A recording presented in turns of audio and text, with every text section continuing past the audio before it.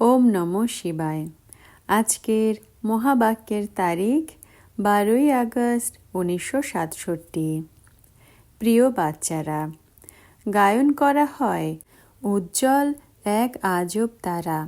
বাবা বলেন, আমি হলাম বিন্দু, আমার পূজা তোমরা করতে পারো না। পরমাত্মা সুপ্রিম সোল এত বড় জ্যোতির্লিঙ্গম নয়, এ তো ভক্তির জন্য এত বড় বানিয়েছে। বিন্দুর তো পুজো হতে পারে না। রেকর্ড: কে এসেছে আমার মনের দ্বারে? মিষ্টি মিষ্টি বাচ্চারা গীত শুনল। কে এসেছে আর কে পড়ায়? এ তো হলো বোঝার মতো কথা। কেউ অনেক বুদ্ধিমান হয়, কেউ কম হয়। যে অনেক শিক্ষিত হয় সে অনেক বুদ্ধিমান হবে। শাস্ত্র আদিও যে অনেক পড়েছে তার মান বেশি হয়, যে কম পড়েছে তার কম মান মেলে। টিচার আসে স্কুলে তো স্টুডেন্টসরা জানে যে টিচার এসেছে। এখানে কে এসেছে? উঁচুর থেকে উঁচু বাবা পড়াতে এসেছেন। একদম রোমাঞ্চ হয়ে যাওয়া উচিত। এ হলো বোঝার মতো কথা, ভাগ্যের কথা। কে পড়ায়? ভগবান, তিনি এসে পড়ান। বিবেক বলে, যত বড় বড় পড়া হোক না কেন, ঝট করে সেই পড়া ছেড়ে এসে ভগবানের থেকে পড়ে। নরকবাসী তো হলো সবাই। বাবা বুঝিয়েছেন, এখন তোমরা পুরুষোত্তম সঙ্গম যুগী হয়েছ। উত্তম থেকে উত্তম পুরুষ হলো লক্ষ্মী নারায়ণ। দুনিয়াতে এ কারোরই জানা নেই যে এডুকেশনের থেকে এরা এই পদ পেয়েছে। তোমরা পড়ো ওই পদ পাওয়ার জন্য। কে পড়ায়? ভগবান। তো আর সব পড়া ছেড়ে এই পড়ায় লেগে যাওয়া উচিত, কারণ এই বাবা আসেনি কল্পের পরে। বাবা বলেন, আমি প্রত্যেক 5000 বছর পরে আসি সম্মুখে বসে পড়াতে। এ হলো ওয়ান্ডার, তাই না? বলেও থাকে যে ভগবান আমাদের পড়ান এই পদ প্রাপ্ত করাতে। তবুও পড়ে না তো বাবা বলবেন এ বুদ্ধিমান নয়। বাবার পড়ার ওপরে পুরো ধ্যান দেয় না, বাবাকে ভুলে যায়। এ হলো মায়ার তুফান। কিন্তু পড়া তো পড়া উচিত, তাই না? আত্মাকে পড়তে হয়। আত্মা বলে, আমি তোমার ছোট বাচ্চা হয়েছি। আচ্ছা, আমার হয়েছ তো পড়ো। পড়া হলো ফার্স্ট। এতে অনেক অ্যাটেনশন দিতে হয়।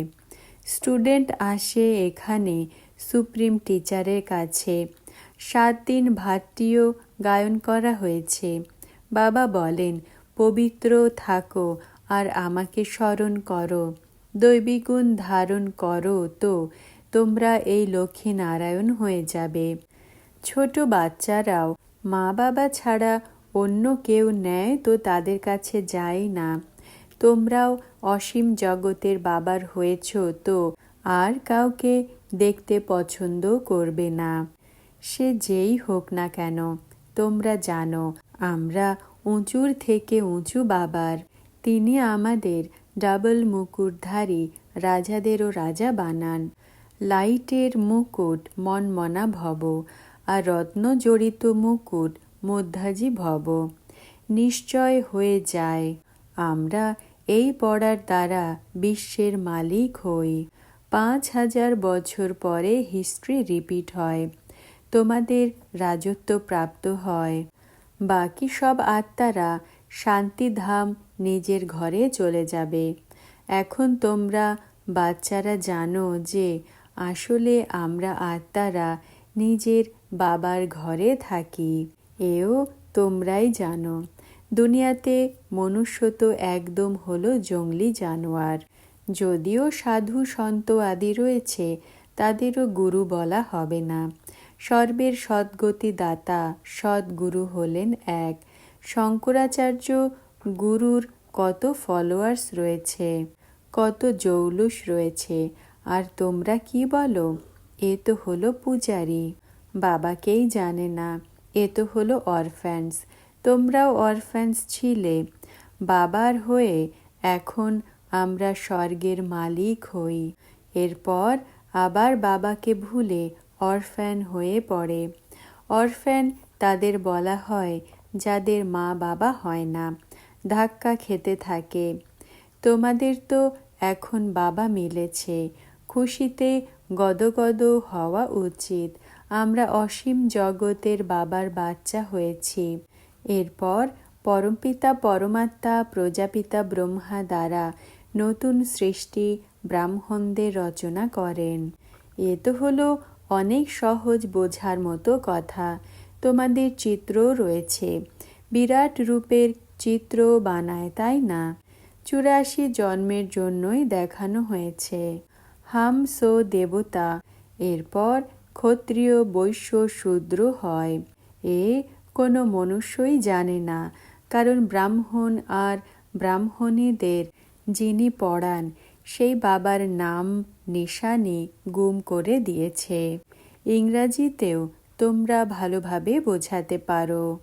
যারা ইংরাজি জানে তাদের ট্রান্সলেট করে আবার বোঝানো উচিত।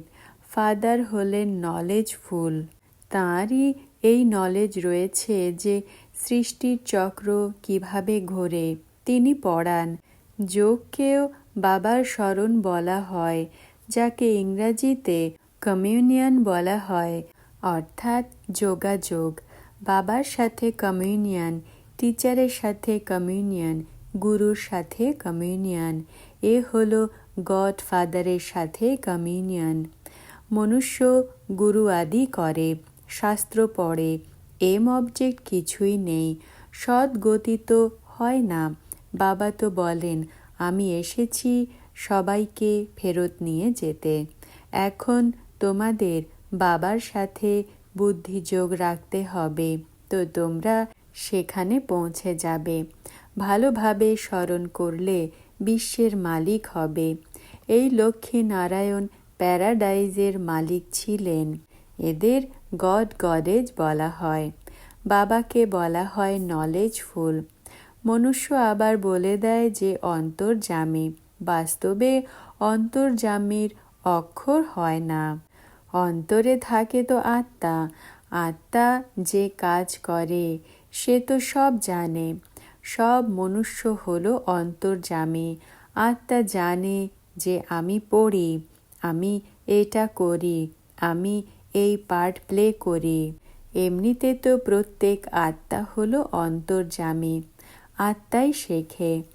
বাবাই তোমরা বাচ্চাদের আত্ম অভিমানী বানান। বাবা বসে বোঝান আত্মা কি, পরমাত্মা কি। এ কেউই জানে না। বাবাও হলেন আত্মা, কিন্তু সুপ্রিম আত্মা। গায়নও করা হয় উজ্জ্বল এক আজব তারা। আত্মা অনেক সূক্ষ্ম, তাই না? আত্মাকে এই চোখ দিয়ে দেখতে পারো না। আত্মাতেই সব নলেজ রয়েছে। তোমরা যে কাউকেই শোনাবে তো বলবে এটা তো ঠিক যে এ হলো পরমাত্মা, সুপ্রিম সোল।